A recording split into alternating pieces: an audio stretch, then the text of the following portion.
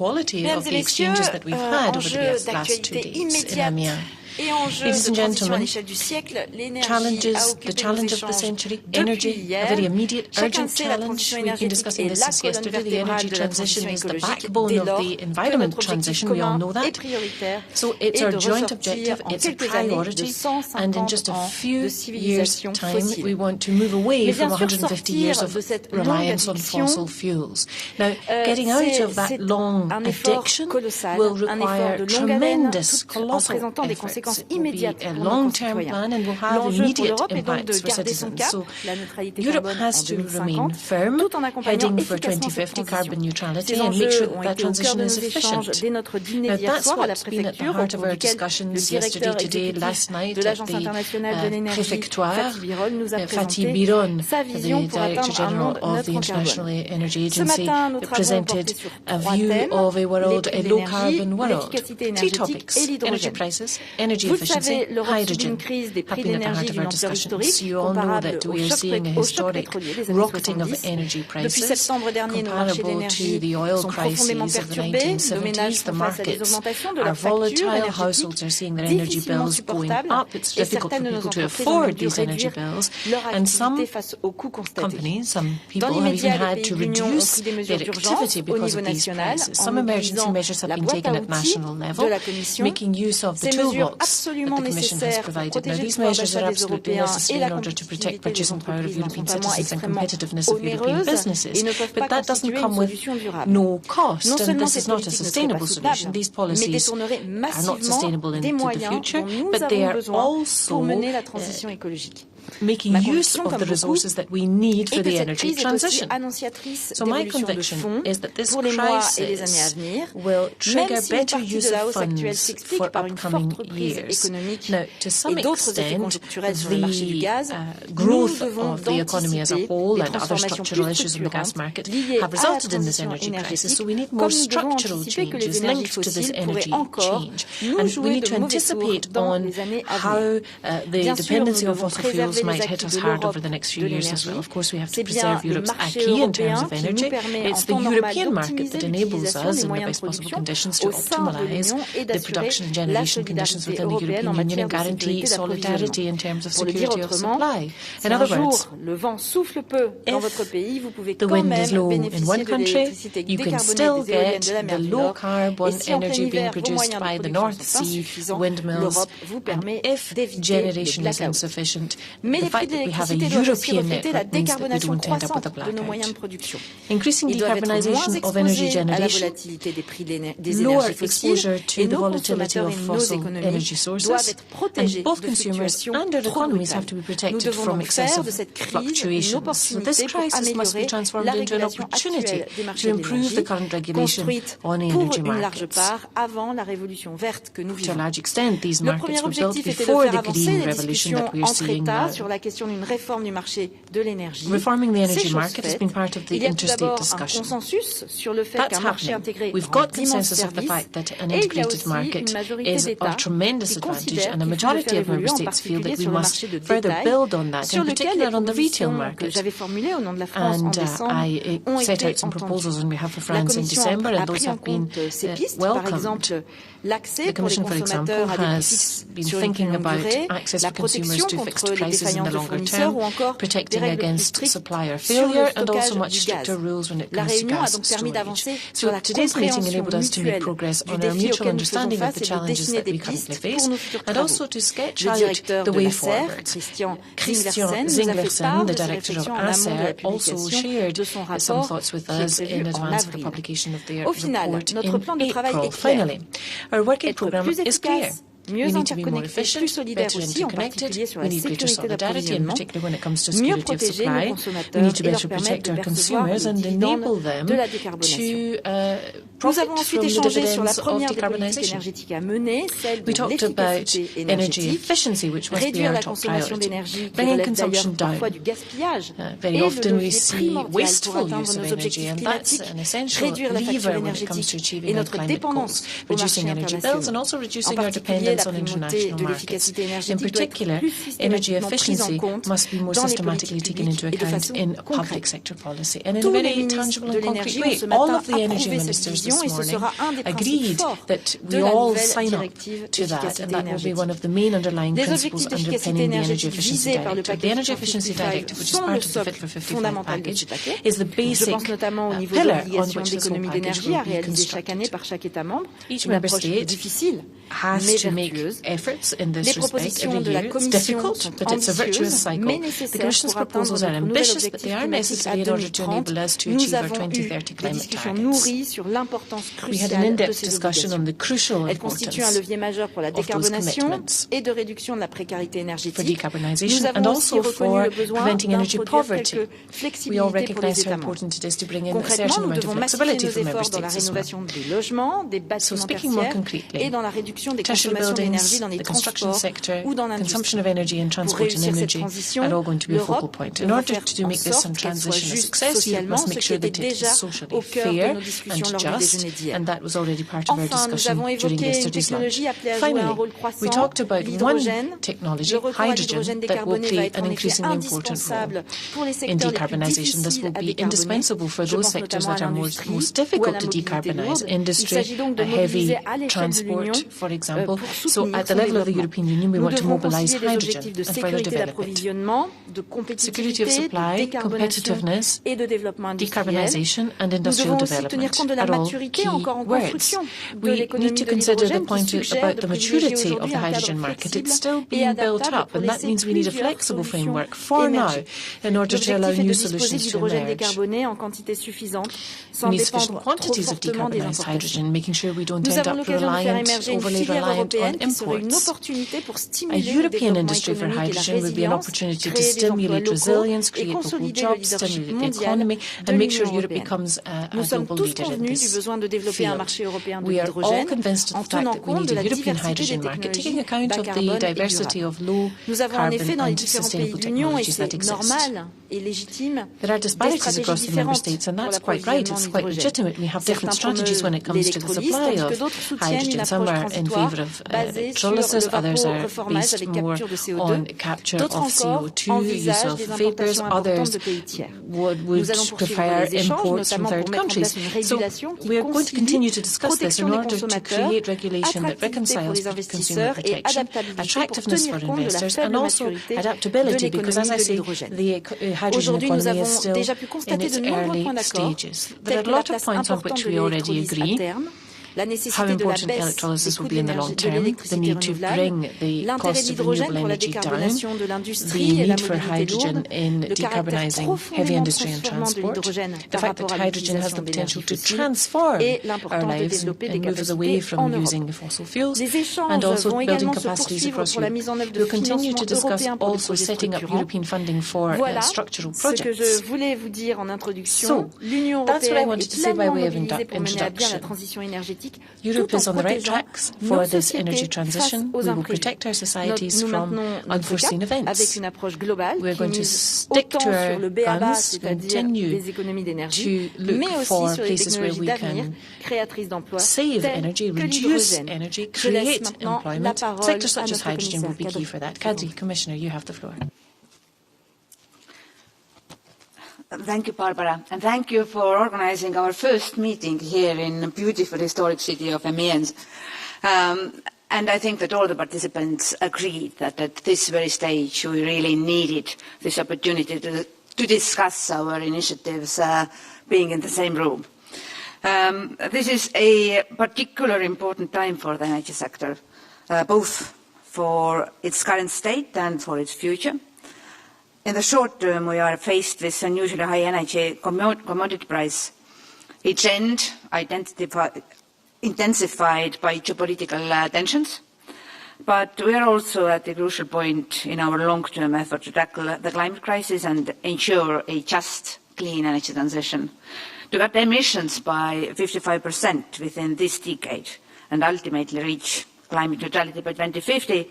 We need already now to set the course that will get us there. As Barbara explained, we discussed both these challenges right now and in the future, both yesterday and today, and let me start with the situation on the energy market. In recent months, we have seen global gas prices reach historic highs, and this having a knock-on effect on the energy prices in Europe. Consumers and businesses across the EU are struggling to pay the bills, and governments have stepped in to cushion the impact of the unusually high prices. The toolbox that the Commission put forward last October remains a reference point. It has given Member States the flexibility to respond to the latest developments, but in a way that doesn't distort competition on the EU internal market. Meetings like today are a good platform to share the ways different Member States have tackled this common challenge. According to our analysis, 22 Member States have taken steps to address the situation they face, suggested by our toolbox. This includes adjusting taxation and duties, as well as direct income support, vouchers and other measures to provide short-term relief to those most affected. According to our preliminary assessment, the measures taken beyond taxation and duties benefit around 70 million household customers and several million SMEs and micro-enterprises. These actions taken by Member States to protect the consumers account to more than 21 billion euros, and this is a remarkable and swift effort by our governments. At the EU level, the Commission has launched or adopted almost all the actions announced in the toolbox to accelerate the clean energy transition and make our energy markets more resilient and operate in an optimal way. While this has significantly mitigated the impact of the high prices, this isn't enough to bring to an end the current situation, which of course is influenced by many factors, including global and geopolitical ones. Today we had an exchange on how we could broaden the options at our disposal. This includes looking at the functioning of our electricity market. As you know, Acer is preparing its report on the benefits and shortcomings of the current electricity market design by April. We also discussed other ways within the current legislative framework that allow citizens to benefit from the integration of clean technologies in the energy system. This can help to keep prices down and maintain the trust in the fairness of the transition. The comments made around the table today provide important input for our ongoing work. We also focused on the security of supply. The gas storage levels in the EU are significantly lower than usual at this time of year. Many ministers mentioned how the situation beyond the EU eastern borders creates uncertainty on the markets and how the gas flows from Russia have dropped significantly in recent months. I updated the ministers on the discussions we had this Wednesday in the Gas Coordination Group. My message is that Europe has a robust, well-diversified and resilient gas infrastructure and clear procedures on solidarity in case of emergencies. But we need to remain extremely vigilant, improve our risk preparedness and reinforce solidarity between the Member States. The Commission is deepening its analysis of different scenarios to make sure the existing national plans are fit for purpose, in particular considering the recent developments and level of storage. The Commission is also discussing with our partners the potential to increase supplies to Europe. On 4th of February, I will attend the Southern Gas Corridor Ministerial in Azerbaijan, and on 7th February, the EU-US Energy Council in Washington, to continue these discussions. In December, we proposed a revision of the security of gas supply regulation to improve the coordination among Member States regarding gas storage and introduced new provisions to enable the voluntary purchase of strategic gas reserves by Member States. The objective is to enable a more efficient use of storage capacities and to ensure adequate gas storage levels. But as I have said many times before, the only lasting solution to our dependence on fossil fuels and hence volatile energy prices is to complete the green transition. Renewables are already today in many places the most affordable energy sources, and that trend will continue as technology develops. Renewable energy is also as a rule, local and therefore comes with fewer security of supply risks. This is why our discussions on the different elements of the Fit for 55 package are not only important for our climate goals, but for ensuring the security of supply and affordability of energy in the coming years and decades. I want to particularly underline the importance of energy efficiency.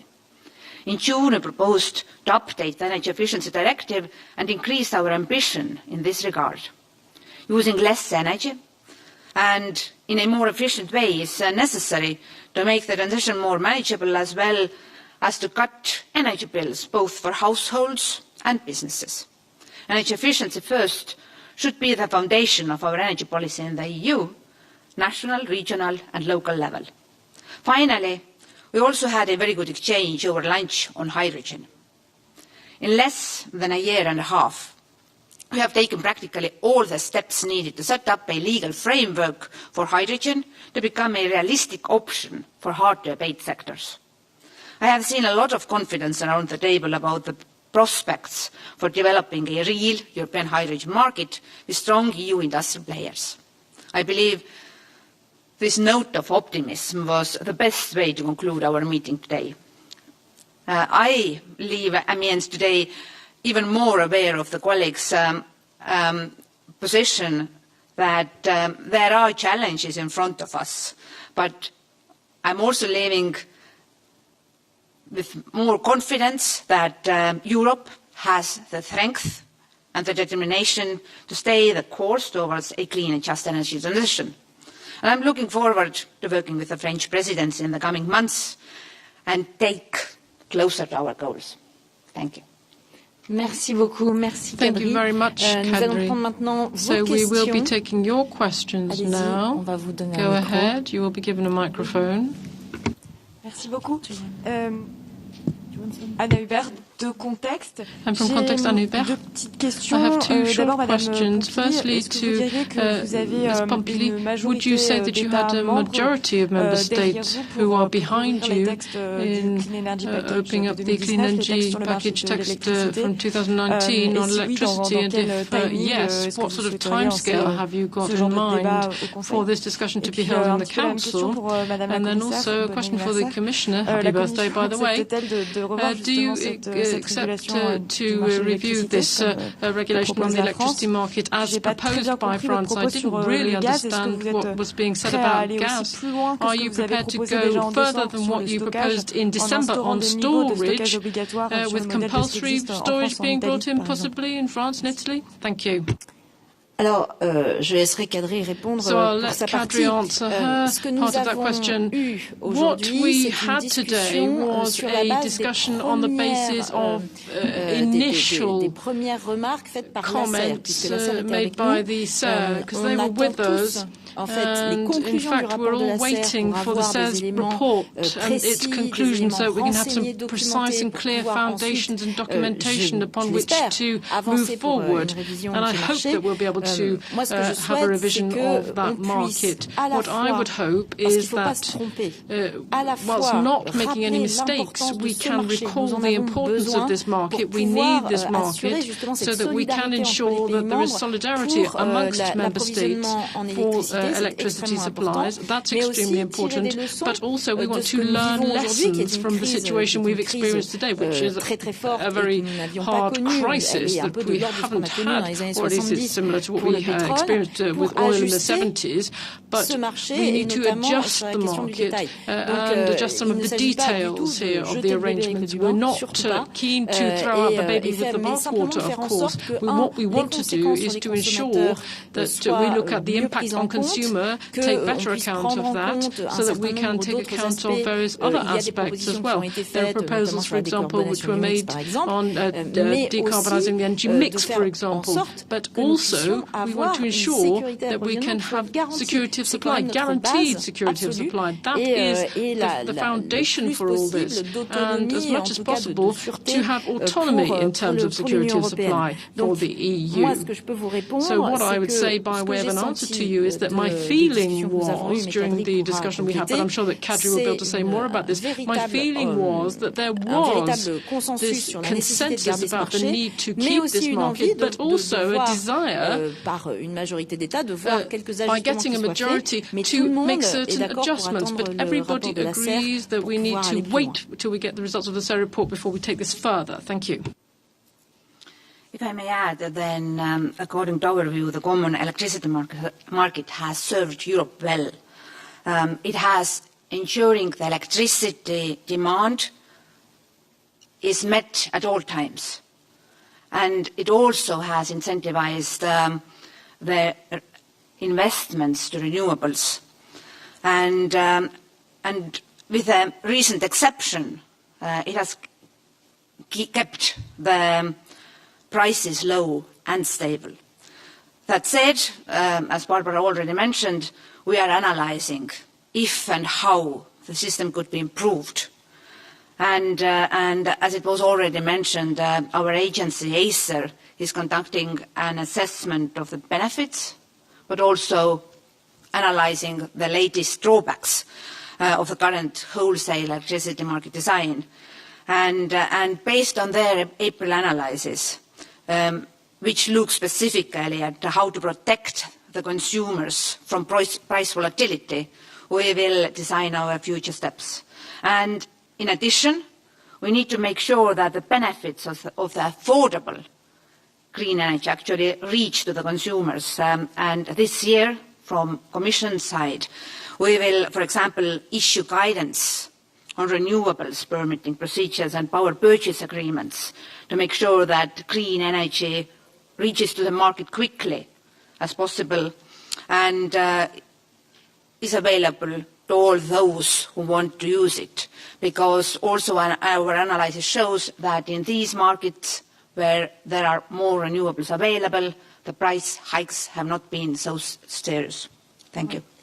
Je suis d'accord et je tiens à Well, I would agree, and there's a point I'd like to add. We really need to bear in mind that we are involved in a big change, a major change in the way that we produce our energy and we consume our energy.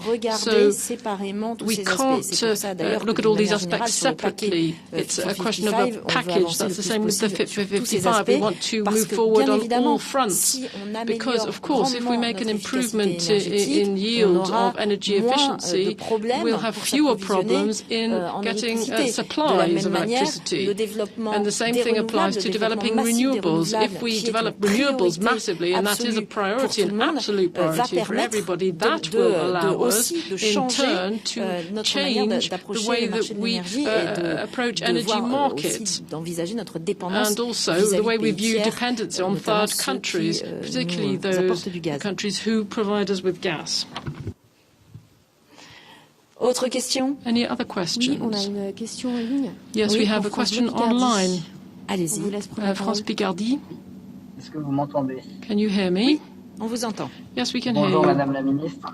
Il y a eu beaucoup de manifestations. Good afternoon, Minister. À Amiens, agriculteurs, la féconisation des sols, associations écologistes. There's been a lot of activity by ecologists in Amiens. There's been a march on the climate. What would you say to those people who are demonstrating today? Alors, je ne sais pas si les quelques personnes que vous mentionnez étaient effectivement très nombreuses, mais de toute façon, quel que soit le nombre de personnes qui ont manifesté, bien évidemment, la question, les questions qui sont soulevées, que ce soit les questions de méthanisation ou des questions sur notre capacité à atteindre nos objectifs de réduction d'émissions de gaz à effet de serre sont des questions tout à fait pertinentes.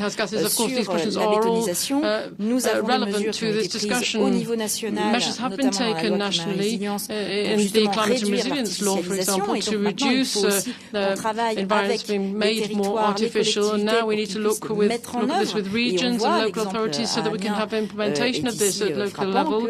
You can see this in Amiens. You can see this locally. It's not necessarily very easy to change people's mindsets. And then there are certain measures which the European Commission is planning to bring in as well on the various texts which are coming to reintroduce areas with natural, with earth and soil and change this situation so that we can have a reintroduction of some ecosystems and create new branches of activity in the wood sector, for example. Now, as far as reducing greenhouse gases is concerned, of course, we are all aware of this. We all discuss this with our colleagues in other European countries. We want to move ahead as swiftly and in as far-reaching a way as we can. We have ambitious goals and we need to move ahead very quickly. We have taken measures in France. I won't give you a rundown of everything we've done now, but for example, we have increased our reduction of carbon emissions twofold since 2017. If we want to improve the situation, we want to do even more. We've got to double that even further, double that again. But one thing which took up our attention during these meetings was that we wanted to have a just way forward to take account of the social impact of any reform. We are convinced of the fact that an ecological transition is going in the long term to create new jobs. It's going to change our economy, and this will be something which has a positive impact for citizens fairly soon. So we need to go through the transition to get there, but in order to do that, we need to make sure we have the tools in place so that our citizens, particularly the most modest households, are not affected, or at least if they are affected, there will be compensation in place. It's very difficult for everybody everywhere, but we have got ideas. We have an exchange of ideas, ideas of how to get there. And this was really what we were saying when we had a discussion about transport and prices of carbon and the building, the construction industry. They are right, of course. We know that we have a long way to go. We need a lot of political resolve to get there, and we have that resolve. Merci. On est bon. Merci beaucoup. No further questions. Thank you very much. Ah, last but not least. Merci. Simon Carreau de Contexte. Ma question s'adresse à vous justement. Il a beaucoup été question des textes du paquet climat pendant ces 2 jours, avant et en bilatéral. Est-ce qu'à l'issue de ces 2 jours, vous partez plus optimiste ou moins optimiste qu'il y a 2 jours sur la possibilité d'avoir des orientations générales sur les textes sous présidence française? Je pars plus optimiste. I'm more optimistic. Pourquoi je pars plus optimiste? Let me explain Parce why. que, et c'est pour ça que je voulais qu'on organise une réunion très That's why I wanted us to have this meeting so early on under the French presidency in a face-to-face format despite the COVID crisis, because when we get together and actually talk to one another in person, that enables us to understand one another better, and that's so important in order to enable us to have a more productive, constructive conversation about what some people would like to see happen with the text. So at this early stage in the presidency, that enabled us to identify the different problems. We've been able to see what points we agree on, which points we still need to do further work on. And Kadri will give us her opinion on this in just a moment, but it seemed to me, my feeling was that there's a tremendous willingness of all of the member states to make progress as quickly as possible, taking account, of course, of the constraints that we face. But the package, the Fit for 55 package, is ambitious, and that ambition, I think, has the support of everyone, and that's extremely important. There's no one left questioning that. We're no longer talking about should we do this, it's how do we do this, and that's an essential starting point for moving towards consensus, and I do hope that we will have as much consensus as possible by the end of this presidency. I can only confirm the message that Barbara was giving to you, that there is a willingness to find a common position Of course, every member state has some individual and very specific worries, because every member state has a different energy mix, different starting position. And overall, everybody is worried that to achieve our climate targets, we need strong public support. That means that we have to be clear that this transition is happening in a just way. There are, well, in every piece of the Fit for 55 package, proposals that are addressing this consideration. There are additional funds for member states that they can use for regions and for most vulnerable consumers. We dedicate a lot of time for energy efficiency and renovation, for example, how to well tackle the current problem where energy prices are too high. Well, the root cause is that lots of people are living in the dwellings which are just not enough insulated. So these kind of discussions really happen only when you are in the same room. In virtual formats, you are not going into these specific details. So thank you once again that it was possible to organize informal meeting here. And I also thank you for the extraordinary occasion that we had a chance to discuss these proposals together with the environment colleagues, because Fit for 55 package is so interlinked. Yes. In the forthcoming months, different ministers, different European Parliament committees will start to create their positions. And this really was necessary for all of us. And I hope that this helps French presidency to deliver your ambition by the end of the presidency. Thank you. Merci beaucoup, Kadri. Et c'est aussi ça la puissance de l'Europe. Yes, and I think that's the real strength of Europe. Chaque pays peut essayer de trouver ses propres solutions. Now, of course, individual countries can try to come up with their own solutions, but what we see that is when we have a market of 450 million people, we can help one another out. We can show solidarity, and we've got sufficient critical mass to take measures that we can then implement and that will have a real and genuine impact on the world. And I think it's a great opportunity for us here. Thank you very much. Thank you, everyone, and see you soon.